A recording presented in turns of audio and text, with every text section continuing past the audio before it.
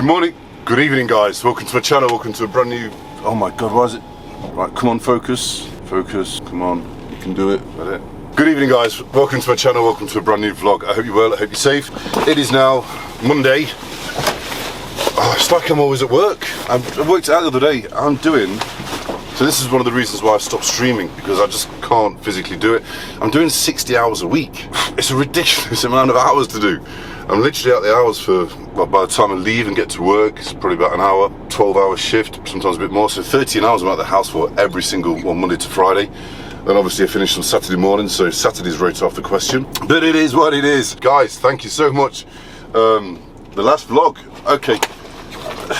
Obviously, me with my black eye, you know, people's going to want to know this story, but I appreciate the amount of views it's had is ridiculous in such a short period of time. Hang on. I thought I'd left my second wallet at home. Yeah, it's gone really, really well. I try my best to get a video out every week, but at the minute, I normally have an editor, and he's on a uni placement in somewhere in the Caribbean, so he's living the high life, so obviously he can't edit the vlogs. I've done the past 10, but he did 20 before that, or I've done the past 8, he did 20 before that for me. So that took the pressure off, but obviously because I'm doing 60 hours a week, he's doing his uni placement, which is fair play to him. I'm having to edit the vlogs as well, so that's why the ones that he did for me, he's got at the beginning. When he can do it, he also does the start and the ending, the intro and the outro of the vlog with the big Chris Vlogs, with the faded screen. I can do that, but he always used to do that for me. So 60 hours a week, I'm vlogging, I'm trying to edit as well. That's why I've stopped streaming. I just haven't got the time. There is not enough hours in the day for me to stream as well. I'm trying to get into the gym, but it's not, again, just haven't got the time to do it. Normally in my previous truck vlogs, I do a lot of sort of on-site work and going to meeting people, and I've got a GoPro on my chest, and it's more about the everyday life, where obviously because I'm working nights, you know, there's only so much of the depot that I can show you, because you've seen it every time, so it's relying more on the talking. So I've had to think about, and I'm going to just talk about a few army stories. There was one thing I'm going to talk about, absolutely fascinating, is Joe Rogan. I watched his recent podcast with, see it, bro? Nadeem, I forgot, I can't pronounce his name. I'll look at it and then go, and I'll let you know later, but his latest podcast where they talk about the New World Order and the Great Reset. Absolutely fascinating. If that's coming, wow, just wow. But anyway, right, my curtains are done, I've done that. We're gonna shoot down there. I've got videoed some clips down there, and I think I've managed to sort out the aperture on this. It's not looking yellow, so it might be a bit bright, I don't know, but it's not looking yellow anymore. So, and it's getting lighter, and I'm so chuffed about that, because then one of the reasons why I'm not talking into the camera as I'm driving is I class that as it's dangerous, so I don't do that. So this is why I film down there, talk down there, and I don't actually talk while I'm driving, because I've got to focus on the road. But anyway, right, let's go.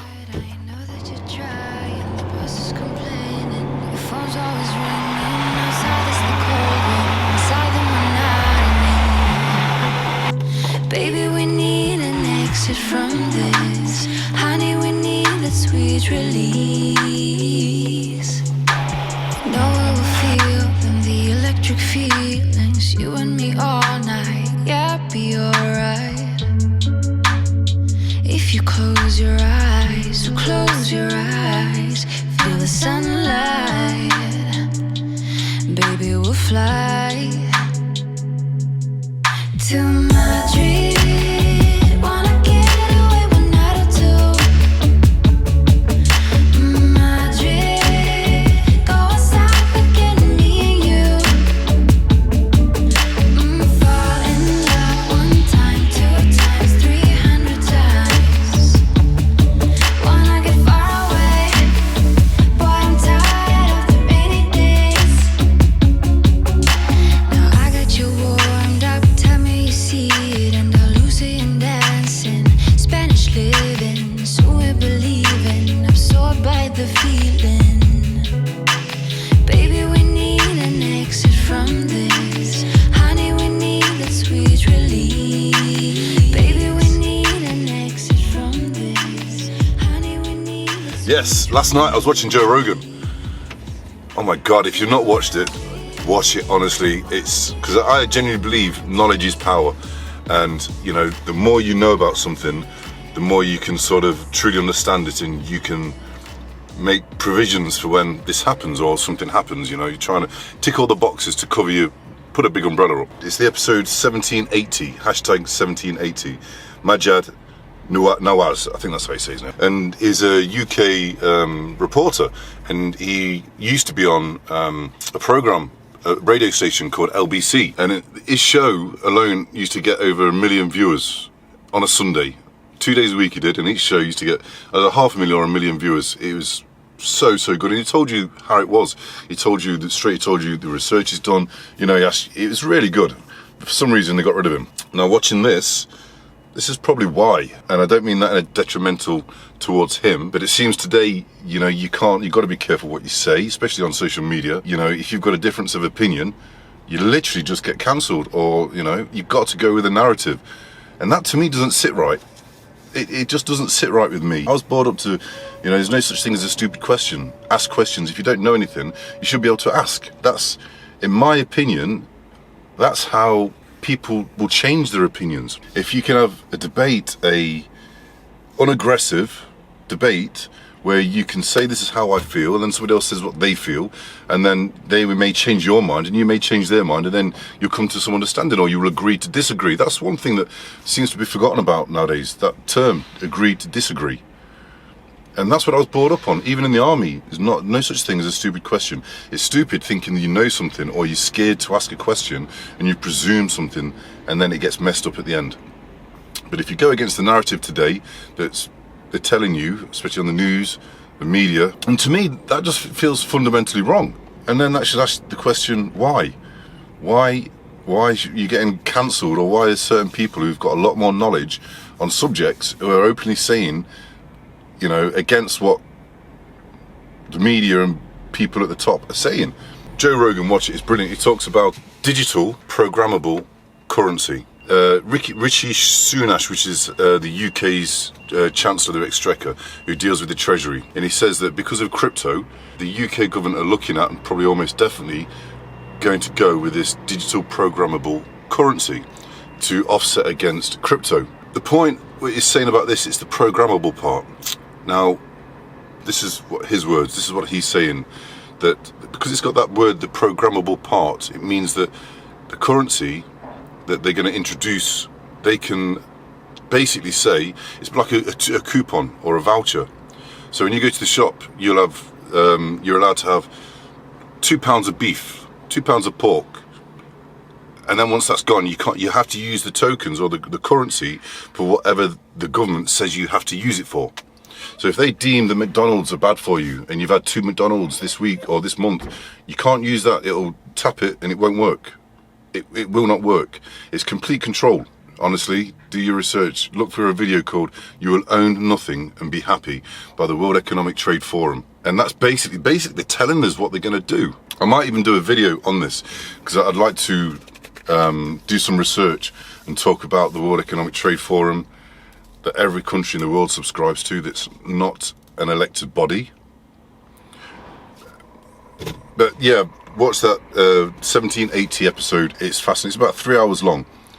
But I was going to do a video on that this week, but I've figured out I need to do a little bit of research, or a lot of research, so I can give some facts instead of maybe saying something that's going to be classed as fake news. So I don't want to do that. Just as a secondary to this, the guy who runs the World Economic Trade Forum, the guy called Carl Slots or something like that, I'm not too sure of his name. In the middle of the pandemic, he wrote a book. He wrote a book, COVID-19, The Great Reset. So I'm thinking about doing a video on this. Let me know in the comment section below if you'd like me to go into more detail. I sat there over the weekend and I was like, what can we talk about? Because I actually genuinely like these talking points. And I thought, you know, I'm going to talk a little bit about when I was in the army. What I was going to talk about tonight, stories that stick in my mind that actually made this part of Afghan amazing. It was really, really good. There's a tradition in the army where most regiments, they've got their own bar. So you'll have a corporal's mess where just corporals go. That's the chevrons on the chest. Corporals have got either one stripe, one chevron, which is like an upside, well, like a V, or 2 chevrons, which is a full corporal. So they'll have their own bar. sergeants will have their own bar, and so will officers. But in the main bar, where everybody can go, and it's closed off to the public, so only people who go to these bars are the military on that establishment, or if there's somebody visiting, they're allowed to go and drink in the bar. We used to do this thing called, someone used to shout, obviously a bit drunk, naked bar. Obviously for the women it was up to them if they wanted to do it, but it was all in good faith. There was nothing, no underlining sort of badness about it, for want of a better word.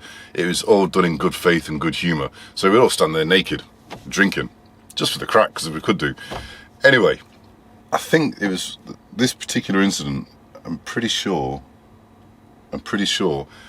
it was the second tour.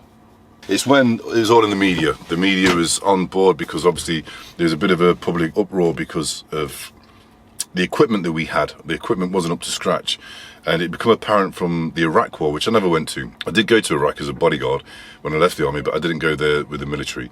So, and that was a lot tougher sort of environment. That was more FIBUA, which stands for Fighting in Built Up Areas, FIBUA. So that's a different type of training. But our regiment never went to Iraq. This particular time we was coming back from Afghanistan, and because obviously the media had jumped on board and there was public outcry about the way the troops were being treated, about the equipment that we've got that wasn't up to scratch yet. So this particular time, the government had laid on a commercial airline, but it was just for us. There was no civilians on there. It was just everybody from the army, our regiment, all had this plane. And it was brilliant. It was like something I've never experienced before. The pride that you got from, it's like being appreciated for spending 6 months absolutely flogging your backside off. And then, it's a bit of appreciation to say thank you, which a lot of the American people do for their troops. Not so much the UK, but at that particular point, it was in the media, so I think it was more of a show. Look, we do care about the troops.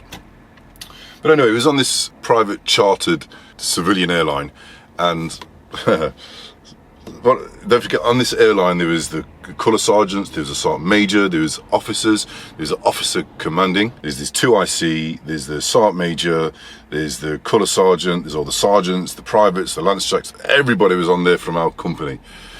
And somebody shouted naked plane. Now you got to remember the air hostesses were civilians, but they took it in good faith. They wasn't offended by it. I think it is, they was really took it in good faith. So everybody literally just stripped naked. Everybody on the entire, apart from the civilian airline staff, was naked, and these poor ladies, they didn't know where to look. They was smiling, they was laughing, they wasn't intimidated. They understood it wasn't a sort of something negative to do. It didn't have ulterior connotations. Is that the word? Motives. I don't remember. My memory's terrible. Didn't have ulterior motives. So literally, from the highest ranking officer to the private soldier, we all sat there naked on the plane, like proud as punch, waiting for our food to come. These poor air hostess ladies were walking down with the trays, and obviously you can imagine everybody sat there like this and just literally naked. There was no boxer shorts. There was nothing. Everything was there on show, and these poor, they were like, where do I put my food? But they took it in really good faith. And then when we got back to I think it was East Midlands Airport that we landed in, they've got all our families there. Literally, there was about 300 or 400 people. They had the press there, and even though I do vlogging, and now I'm not really bothered about what people think of me. In the past, I've suffered really, because I'm 6'5", and I'm not a small guy, I don't like being on show. I've never liked being in the forefront of everything. I'm confident, but I don't like being on show in front of everybody. And I felt really uncomfortable. I think, to be fair though, that's when I got diagnosed with PTSD. And yeah. So, I wasn't in the most healthiest of places mentally. But yeah, it was a good experience that, coming back in, everybody's family was there clapping, and the press and that. It was a really, really good experience. I'm actually enjoying this talking part. I do enjoy it. I hope you do guys too. Let me know, please, if I'm doing this right. But now I'm going to get my head down because I'm exhausted. Hello, boy. How you doing? You all right? Oh, yes. You okay? You been a good boy? Yes, love you. Come on, in you come. No, we're going. Let's go. Come on.